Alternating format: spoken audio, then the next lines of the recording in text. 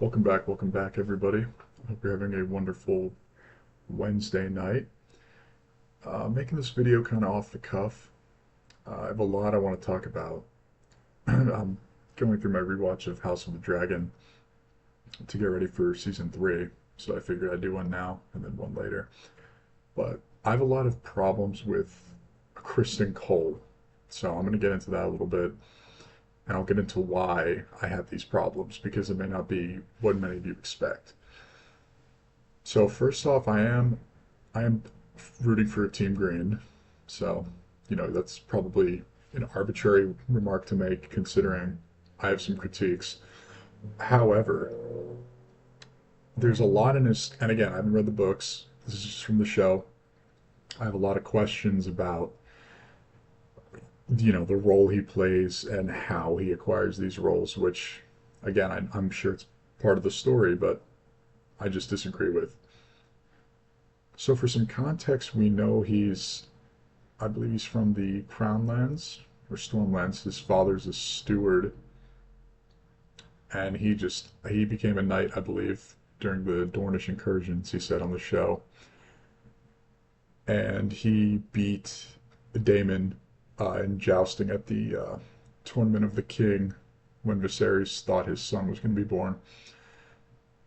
So that's my first problem is I don't see how he beat Daemon. I don't think he's that skilled of a fighter. And again, this could just be me being naive from not reading the books, but I thought that didn't make very much sense. And somehow that attracts the attention of Rhaenyra. I mean, it was just one joust. I don't really see, how that caught her attention. And then later when the old Lord Commander dies and the new Lord Commander Westerling wants a seventh member added. He happens to be one of the candidates, and then Viserys had Rhaenyra pick, which I mean, in hindsight, makes sense because she would get her own sworn protector. Um, so she picked him because he was the only one with battle experience, and that's totally fine. All of that is totally fine to me. It wasn't a political move. He wasn't from a powerful house. Obviously, I don't even think House Cole technically exists in the canon, but whatever. And then he becomes her sworn protector, and they grow a pretty intimate relationship. And then they have the scene where she comes back from being in the city of King's Landing with Daemon, and he tarnishes his white cloak, so to speak. So already he's an illegitimate Kingsguard. And then he's questioned by Alicent, who at the time was queen, and he assumed she was questioning about his night with Rhaenyra, not Rhaenyra's night with Daemon, which bothered me because she didn't even finish her questioning, and he just automatically said it happened. So now she becomes kind of a sign of blackmail to him because she could have him executed for that. And then obviously the rift starts to grow between the blacks and the greens, and he sides with the greens. And I feel like it all started going downhill when Viserys died, and then in the meeting that morning, I think it was Lord Beesbury kind of protested against it, and then he just killed him, which made no sense at all. So that whole scene pissed me off. And then he pulled his sword on his Lord Commander. That was Westerling's last scene. It's like that immediately should have had him expelled from the Kingsguard, but again, Westerling left, so. And then after all that, he went to go off himself in the Godswood, and then once again he was saved, and then he just became Lord Commander of the Kingsguard, like out of nowhere. This no-name guy who was just named the Kingsguard a few years ago is now the Lord Commander because the old one left. Because, you know, I will admit they did commit a coup against the blacks, and then he takes up his post as Lord Commander, and he's scheming with Aegon. He's pretty much I mean, he's superseding Otto Hightower's authority, which is crazy because Otto Hightower's much more knowledgeable. And then the part, as far as being the Lord Commander of the Kingsguard, this is where it made no sense to me. He took command of the Green's army when they started moving along the Crown Lands, going to Harrenhal. This was like start of season two. I, again, this could be in the books. I could just be an idiot, whatever. You're telling me the Lord Commander of the Kingsguard can just take up the position of field commander in an army for a house, that isn't the Kingsguard? That to me made zero sense. Like, you're telling me the High Towers of the Lannisters didn't have a commander they could send to lead the army out of King's Landing? Like, it seemed rushed. It seemed unnatural. Like this had never happened before. And then Aegon kicks Otto off his council and then makes cold his hand. And this is when I started getting pissed because it's like I'm rooting for the Greens and that's great, but I didn't know you could be the Lord Commander and the Hand of the King at the same time. I thought you could only have one honorary role at once. And again, this could be explained in the books. I'm sorry, whatever. So now he has two positions, in the small council for the king, and he's still leading the army around. And at this point, he goes to Rook's Rest when he's the Hand of the King and the Lord Commander. So instead of being in the or the council room advising the king, he's out waging his war, which to me makes no sense because a perfect example of a good commander that could lead the army is Gawain Hightower, who is in the picture to the left. It seems like he's pretty knowledgeable. I mean, he obviously is a skilled fighter. He's still alive, and he's helping lead the army.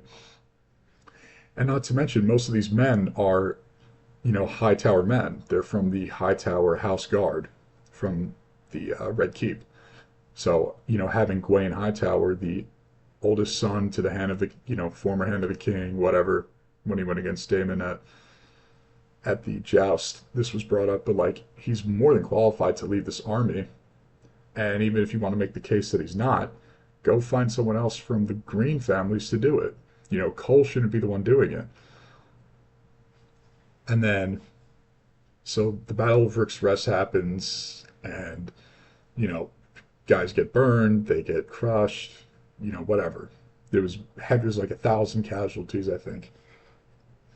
And all of a sudden now he goes from, an arrogant, confident commander to like this nihilistic, pessimistic psychopath. He's, speaking in tongues to Queen Alicent when they were in the courtyard at the Red Keep. He was like sounded like the world was going to end. He was talking out of, the crazy side of his mouth. And then I think it was episode 8 of season 2.